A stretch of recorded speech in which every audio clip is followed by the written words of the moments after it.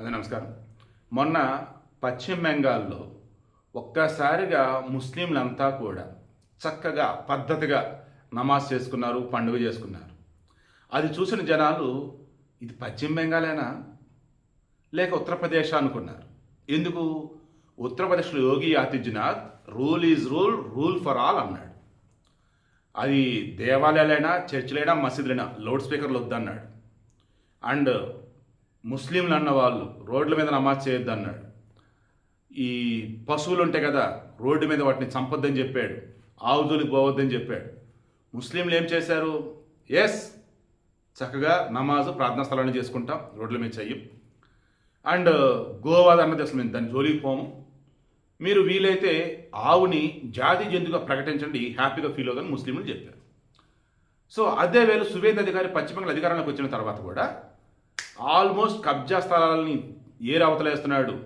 And ఎవరైతే అడ్డదిడ్డంగా ఉన్నటువంటి వాళ్ళు ఉన్నారో మమతా బెనర్జీ హయాంలో ఘోరంగా పాల్పడే కొంతమంది ముస్లింలు ఉన్నారో వారిని ఏరేస్తున్నాడు. నిజమైన భారతీయ ముస్లింలు ఎవరైతే ఉన్నారో వాళ్ళు అమ్మాయిని హ్యాపీగా ఫీల్ అవుతూ ఉన్నారు. ఉత్తరప్రదేశ్ ఏమో ఓ రకంగా పశ్చిమ బెంగాల్లో మార్పు వచ్చేలా చేసింది అని అన్నారు. ఇప్పుడు పశ్చిమ బెంగాల్లో మార్పు అంతా సంతోషపడుతుంటే మొన్న బక్రీద్ రోజు కూడా రెడ్ రోడ్డు సమేత రోడ్డు అండి. ఎవ్రీ రట ముస్లింల పండుగలు వచ్చినప్పుడట రోడ్డు అంతా బ్లాక్ అంట, మొత్తం నమాజ్ అంట, రోడ్ల మీద నమాజ్ అంటే నాకు అర్థం కావట్లేదు. ఇప్పుడు ఆయన చెప్పాడు చేయొద్దు అట్లా అని.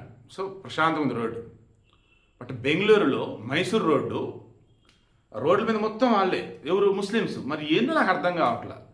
అయ్యా, నా భారతీయ ముస్లింలారా మీకు చెప్తున్నా, మీరు పొలిటికల్ ట్రాప్లో పడ్డారు చాలా సంవత్సరాలుగా. ఇప్పుడే దాని నుంచి బయటపడండి అయ్యా.